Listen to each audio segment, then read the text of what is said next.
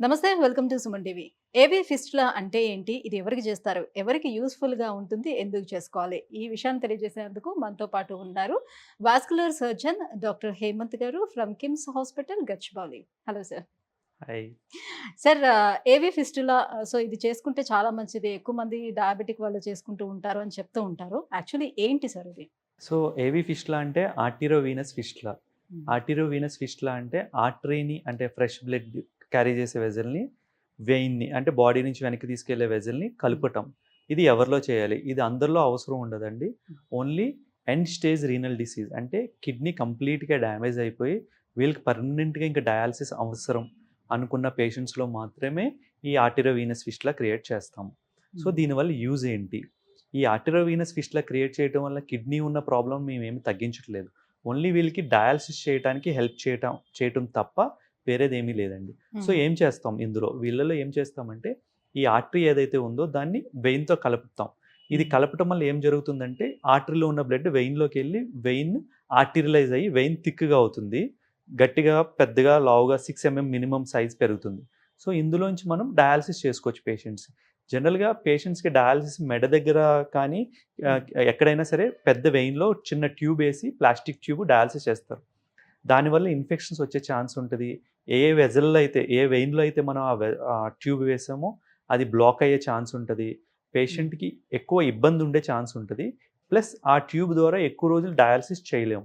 So, హుహు. వీళ్ళకి పర్మనెంట్‌గా డయాలిసిస్ చేయటానికి, లేకపోతే వాళ్ళు ట్రాన్స్‌ప్లాంట్ ఏదైనా కిడ్నీ ట్రాన్స్‌ప్లాంట్‌కి వెళ్తుంటే, ఆ ట్రాన్స్‌ప్లాంట్ అయ్యే వరకు ఎంత టైం అయితే ఉందో అది 6 మంత్సో, 1 ఇయరో ఆ టైమ్ ఫ్రేమ్‌ని కవర్ చేయటానికి వాళ్ళకి డయాలిసిస్ అవసరం కాబట్టి, ఆ డయాలిసిస్ కోసం క్రియేట్ చేసేది ఈ అంటే ఆర్టిరోవీనస్ ట్రాన్స్‌ప్లాంట్ ఫిష్ చేయించుకునేటప్పుడు కూడా వాళ్ళకి సూట్ అయ్యే కిడ్నీ గూడా దొరకాల్సిన అవసరం ఉంటుంది. ఉంటుంది. అండ్ ఏజ్ ఫ్యాక్టర్ కూడా అందులో ఉంటుంది కాబట్టి, సో, హ్మ్.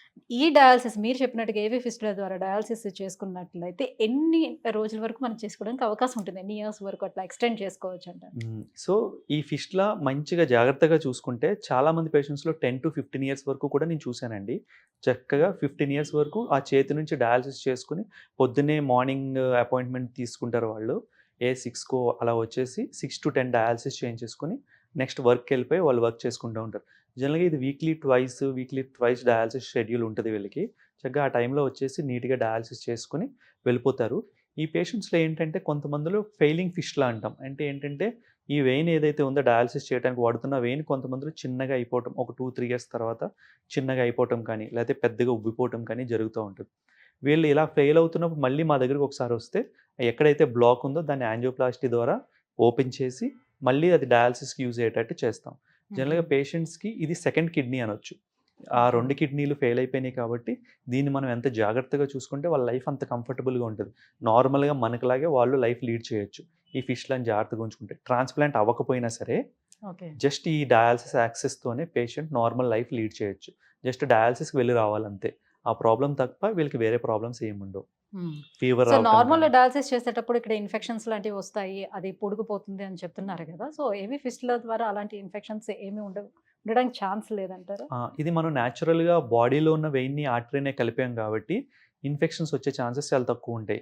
కానీ మనకి 2 నీడిల్ ప్రిక్స్ చేస్తారు డయాలిసిస్ చేయటానికి. మన బాడీలోంచి బ్లడ్‌ని మెషిన్‌లో పంపించడానికి ఒక నీడిల్ పెడతాము. హ్మ్. మెషిన్‌లోంచి వచ్చిన ఫ్రెష్ ప్యూరిఫై అయిపోయిన బ్లడ్‌ని బాడీలోకి వెళ్ళటానికి ఒక నీడిల్ పెడతాం. సో, ఇందులో డిఫరెంట్ టెక్నిక్స్ ఉంటాయి. ఈ డయాలిసిస్ పంక్చర్‌కి డిఫరెంట్ టైప్స్ ఆఫ్ టెక్నిక్స్ ఉంటాయి. అందులో బటన్ హోల్ టెక్నిక్ అని ఉంటది. అంటే ఏంటంటే ప్రతిసారి అక్కడే గుచ్చుతా ఉంటారు. ఆహా! సేమ్ గుచ్చిన ప్లేస్‌లోనే గుచ్చుతా ఉంటారు. అప్పుడేమవుతదంటే ఆ ఏరియాలో వెయిన్ వీక్ అవుతది. ఆ ఏరియాలో వెయిన్ వీక్ అయ్యి అది ఇన్ఫెక్ట్ అవ్వటం ఇలాంటివి జరిగే ఛాన్సెస్ ఉంటాయి కానీ చాలా తక్కువ. హ్మ్. నార్మల్‌గా ఈ ట్యూబ్ వేయిస్తే వచ్చే ఇన్ఫెక్షన్స్ కంటే ఇది ఇన్ఫెక్షన్ చాలా తక్కువ. సో, దాన్ని అవాయిడ్ చేయడం కోసమే స్టెప్ లాడర్ ప్యాటర్న్ అని వచ్చింది టెక్నిక్. కొత్త టెక్నిక్. అదేంటంటే different types of punctures select చేసుకుంటారు. వెయిన్ ఆ లెంగ్త్‌లో ఒక 5, 6 పాయింట్స్ సెలెక్ట్ చేసుకొని ఒకసారి వచ్చినప్పుడు ఒక పాయింట్ పంక్చర్ చేస్తే నెక్స్ట్ టైమ్ ఇంకో పాయింట్ పంక్చర్ చేస్తారు. అప్పుడేమవుతుందంటే ఈ ముందు పంక్చర్ చేసింది హీల్ అవ్వి ఉంటది. ఆ హ్మ్. నెక్స్ట్ పంక్చర్‌కి రెడీగా ఉంటది. సో, దాన్ని స్టెప్ లాడర్ ప్యాటర్న్. అలాగే డిఫరెంట్ టైప్స్ ఆఫ్ టెక్నిక్స్ వచ్చినియి. ఈ టెక్నిక్స్ అన్ని ఫాలో అయ్యి ఇప్పుడు రీసెంట్‌గా బాగా అడ్వాన్స్‌మెంట్ పెరిగింది. ఈ అడ్వాన్స్‌మెంట్ వల్ల ఇప్పుడు కాంప్లికేషన్స్ చాలా వరకు తగ్గిపోయినాయి. హ్మ్. అంటే డయాలిసిస్‌లో మనకేంటంటే ప్యూరిఫై చేసినటువంటి బ్లడ్‌ని పంపించడం జరుగుతుంది. సో, ఏవీ ఫిస్టుల నుంచి ప్యూరిఫై చేసిన బ్లడ్‌ని మీరు పంపిస్తారు కరెక్టే. కానీ ఆర్టరీస్‌లోనే ఎక్కడైనా ఏదైనా ప్రాబ్లమ్ ఉంటే హ్మ్. ఎట్లాగా? ఆర్టరీస్‌లో ప్రాబ్లమ్ అంటే మనకి ఫిస్టులాలో ఆర్టరీలో అంటే ఆ! అందులో పంపించేటప్పుడు బ్లడ్‌ని పంపించేటప్పుడు వెయిన్‌లో అసలు అవుట్‌ఫ్లోలో అవుట్‌ఫ్లోలో యెస్. గాని వెరీ ప్రాబ్లమ్ ఉంటే. చాలా మంచి క్వెషన్ అండి. సో, ఏమవుతుందంటే మెషిన్ నుంచి వచ్చిన బ్లడ్ ఈ వెయిన్‌లోకి పంపిస్తాం గదా! ఈ వెయిన్ వెళ్ళేటప్పుడు ఎక్కడైనా అవుట్‌ఫ్లోలో బ్లాక్ ఉందంటే ఈ బ్లడ్ సరిగ్గా బాడీలోకి వెళ్ళదు గదా! హ్మ్. అప్పుడు ఇక్కడే రీసర్క్యులేట్ అయితే ఏమవుతుందంటే ఈ ప్యూరిఫై అయ్యి వచ్చిన బ్లడ్‌ని మళ్ళీ మెషిన్‌లోకి ఎళ్తా ఉంటది. సో, అది రీసర్క్యులేట్ అవుతా ఉంటది. మెషిన్‌లోకి ఆ బ్లడ్ రీసర్క్యులేట్ అయ్యి ఇంప్రాపర్ డయాలిసిస్ అంటాం పేషెంట్‌కి. పేషెంట్ హ్మ్. 4 గంటలు చక్కగా డయాలిసిస్ చేయించుకుంటాడు. మెషిన్‌లోకి బ్లడ్ నీట్‌గా ఎళ్తది. అంతా జరుగుతది. కానీ పేషెంట్‌కి మాత్రం డయాలిసిస్ సరిగ్గా జరగదు. కాళ్ళు వాపులొచ్చేసి అన్నీ వస్తాయి. సో, ఇలా ఇంప్రాపర్ డయాలిసిస్ జరుగుతున్నప్పుడు పేషెంట్స్‌లో మనం ఎలా ఐడెంటిఫై చేయాలంటే, ఈ హ్మ్. పేషెంట్స్‌లో డయాలిసిస్ చేసిన తర్వాత ఆ నీడిల్స్ తీసేస్తాం కదా! హ్మ్. నీడిల్ తీసిన తర్వాత ఇక్కడ ప్రెషర్ పెడతాం బ్లీడ్ అవ్వకుండా ఉండటానికి. అది జనరల్‌గా 1 అవర్‌లో ఆగిపోవాలి ఆ బ్లీడింగ్ అనేది.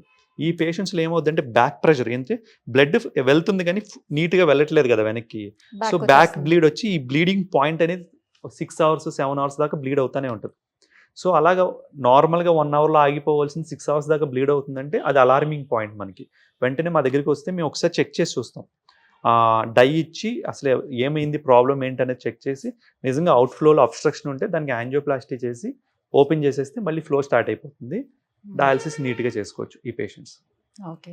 సో, ఏవి ఫిస్ట్‌లో చేయటం వల్ల మాక్సిమం 10-15 ఇయర్స్ వరకు డయాలిసిస్ చేసుకునే అవకాశం ఉంటుంది. సో, కిడ్నీ ట్రాన్స్‌ప్లాంట్ చేసుకోలేని వాళ్ళకి కూడా ఇది చాలా యూజ్‌ఫుల్ హ్మ్. అవుతుంది. కిడ్నీ ట్రాన్స్‌ప్లాంట్ అవకాశం లేని వాళ్ళకి లేకపోతే 60 ఇయర్స్ పేషెంట్స్, 65 ఇయర్స్ పేషెంట్స్‌కి ట్రాన్స్‌ప్లాంట్ అనేది అంత సజెస్ట్ చేయలేం. అవును. సో, అలాంటి పేషెంట్స్‌కి ఈ డయాలిసిస్ యాక్సెస్ నీట్‌గా క్రియేట్ చేసుకుంటే ఇందులోంచే వాళ్ళు డయాలిసిస్ చేసుకోవచ్చు. ప్లస్ వాళ్ళు ఎలాగో అంత హెవీ వర్క్ 10 అవర్స్ వర్క్ చేయటం అనేది ఉండదు కాబట్టి ఉండదు. వాళ్ళకి డయాలిసిస్ చేసుకోవడం కూడా పెద్ద ప్రాబ్లమ్ కాదు. చక్కగా హాస్పిటల్‌కొచ్చి 4 అవర్స్ డయాలిసిస్ చేసుకొని వాళ్ళతో పాటు ఇంకా చాలామంది డయాలిసిస్ వాళ్ళు ఉంటారు.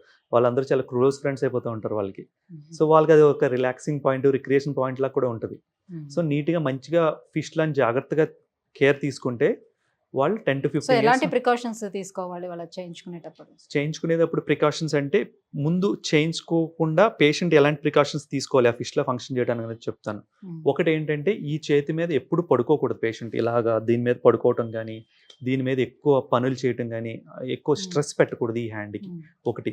ఇంకోటేంటంటే చక్కగా ఈ చేతికి ఏదైనా చిన్న బాల్ పెట్టుకొని ఎక్సర్సైజ్ చేస్తూ ఉంటే చేతికి బ్లడ్‌ని ఎక్కువ లాగుతది ఫ్రెష్ బ్లడ్. ఆ హ్మ్. వచ్చిన బ్లడ్ ఈ వెయిన్‌లోకెళ్ళి ఈ వెయిన్ ఇంకా బాగా మెచ్యూర్ అవుతది. హుహు. ఇంకోటి ఈ హ్యాండ్‌కి బీపీ చూడటం కానీ ఇలాంటివి చేపించుకోకూడదు. ఓకే. ఈ హ్యాండ్ దగ్గర నుంచి బ్లడ్ శాంపిల్స్ తీసుకోకూడదు. సో, ప్రెషర్ అనేది ఉండొద్దు ఈ అసలు హ్యాండ్ మీద మనకి. స్ట్రెస్ పెట్టకుండా ఉంటే ఇది పేషెంట్స్ తీసుకోవాల్సిన జాగ్రత్తలు. మిగిలినవి డయాలిసిస్ టెక్నీషియన్ తీసుకోవాల్సిన జాగ్రత్తలు ఏంటంటే చెప్పాను కదా! స్టెప్ లైడర్ ప్యాటర్న్ అనేది తీసుకోవటం. ఈ బ్లీడింగ్ ఎక్కువ జరుగుతుందనుకుంటే కనుక మా దగ్గరికి వెంటనే పంపించడం. ప్రెషర్స్ ఎక్కువున్నాయని మెషిన్‌లో చెప్తా ఉంటది. హ్మ్. Outflow pressures ఎక్కువున్నాయని.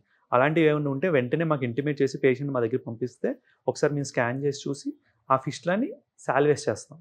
అదే వాళ్ళు దాన్ని పట్టించుకోకుండా అలాగే డయాలిసిస్ చేస్తుంటే ఒక 6 మంత్స్‌లో ఫిష్‌లో బ్లాక్ అయిపోయి క్లోజ్ సో, అయిపోతుంది. టెక్నీషియన్స్ కూడా మంచి వాళ్ళు టెక్నీషియన్స్ అయ్యి ఆ! ఉండాలి. కొద్దిగా లేకపోతే కామన్ ప్రాబ్లమ్ సెన్స్ వాడే వస్తది. టెక్నీషియన్ ఉంటే ఫిష్‌ల లైఫ్ అనేది ఖచ్చితంగా పెరుగుతుంది. Right. Thank you so much అండి. సో, ఏబీ ఫిస్టులా వల్ల ఎలాంటి బెనిఫిట్స్ ఉంటాయి, ఎవరు చేసుకోవచ్చు, ఈ విషయాలన్నీ తెలియజేసినందుకు thank you so much. So, viewers చూస్తున్నారు కదా! ఎవరైనా డయాలిసిస్ చేసుకునే వాళ్ళు ఉంటే, కిడ్నీ ఫెయిల్యూర్ అయిన వాళ్ళు ఎవరైనా ఉంటే డయాలిసిస్ చేసుకోవాలి అని అనుకునేటప్పుడు ఏబీ ఫిస్టులా అనేది అత్యుత్తమం అని చెప్తున్నారు. సో, దీనికి సంబంధించి ఇంకా వివరాలు ఏవైనా తెలుసుకోవాలంటే కింద స్క్రోల్ అవుతున్నటువంటి నంబర్‌కి కాల్ చేసి డాక్టర్ అపాయింట్మెంట్ తీసుకోవచ్చు. Thank you.